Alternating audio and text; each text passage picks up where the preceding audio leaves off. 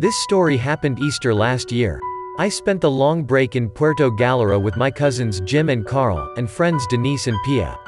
Since we frequent the place, we already have a regular landlady who reserves a room for us in her appartel. We always request that second-floor room with a veranda fronting the beach.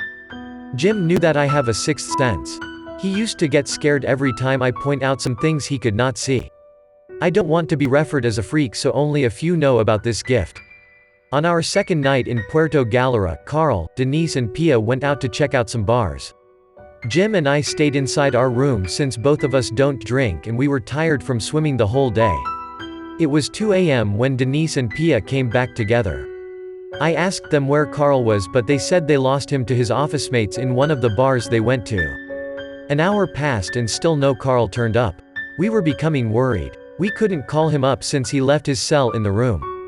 At 3 a.m., the whole of Puerto Galera was already silent. As the oldest in the group, I was the one who asked permission from their parents for this trip. Carl was my responsibility. At around 4:30 a.m., someone pounded on the door.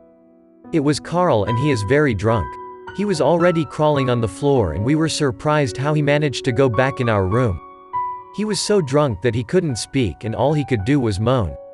We tried to give him coffee, but started to throw up. We carried him to his bed. After 20 minutes, he began to hyperventilate. His chest was heaving as he had difficulty breathing. We panicked, especially when we saw him turn blue. Denise went out to call our landlady for help.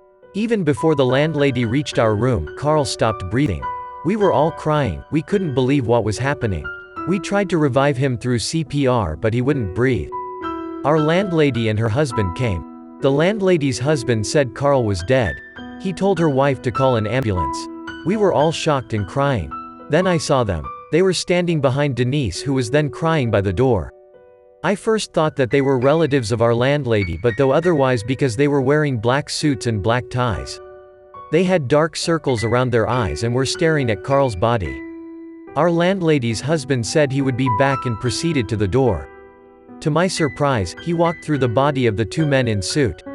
I asked Jim if he could see anyone by the door. He said no. I asked Denise to come inside and shut the door. She did. I told them what I saw and they got scared. Trying to keep a clear head, I remembered that I've read in Wiccan book on how to ward off malevolent spirits. I tried visualizing that I've casted a bright blue circle inside the room. After making sure that we were somewhat inside it, I uttered a prayer asking that the two beings leave us alone. In my head, I can see the two men running up and down the stairs, their feet not touching the ground. They were trying to get inside, but they couldn't. We've heard soft thumps at the door, which only got us more scared. It was almost daybreak. As I finished visualizing the surrender of the two men, I got up and placed my ear on the door. I heard men's voices. They were whispering, but I couldn't clearly hear what they were talking about. I heard one of them say that they couldn't get through the door and claim the life of someone inside.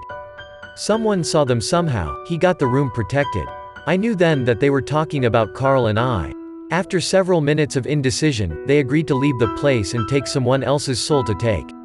Shaken about what I have heard, I went straight to Carl's bed. Carl then swiftly sat up and coughed. He was gasping of air. We were astounded. Carl asked for a glass of water after bouts of coughs had eased. He was so parched that he drank about a liter of water.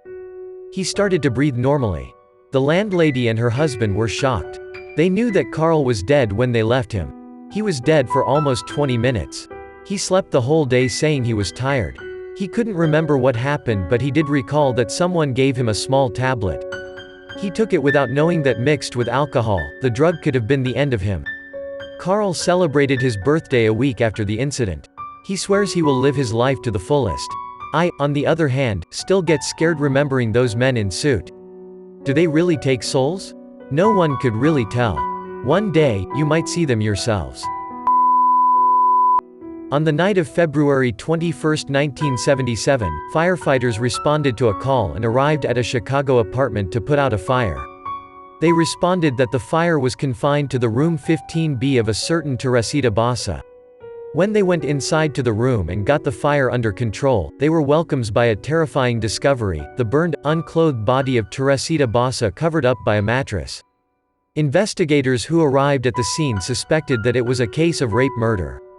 Other than a note that read, "Get tickets for AS," written by the victim herself, there were no other clues that would lead them to the culprit.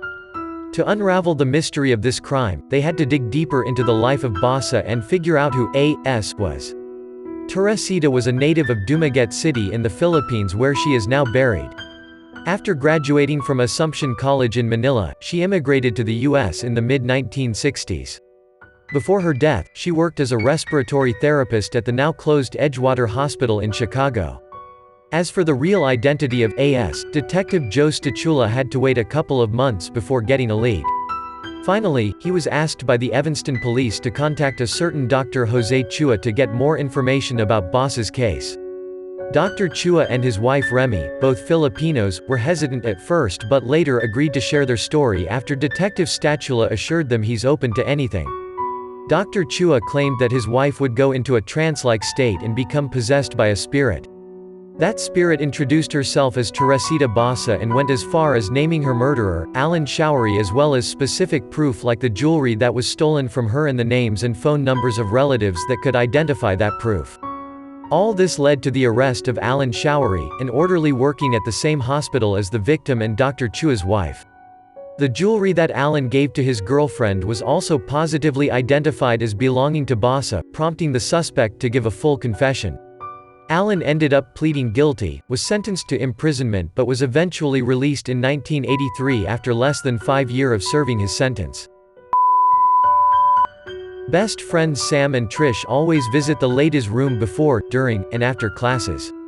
One day, after their class, as usual, they went to the ladies' room. Sam went inside the cubicle nearest to the window to pee. Trish, on the other hand, was combing her hair in front of the mirror. She was with 2 other girls whom she couldn't remember seeing in school.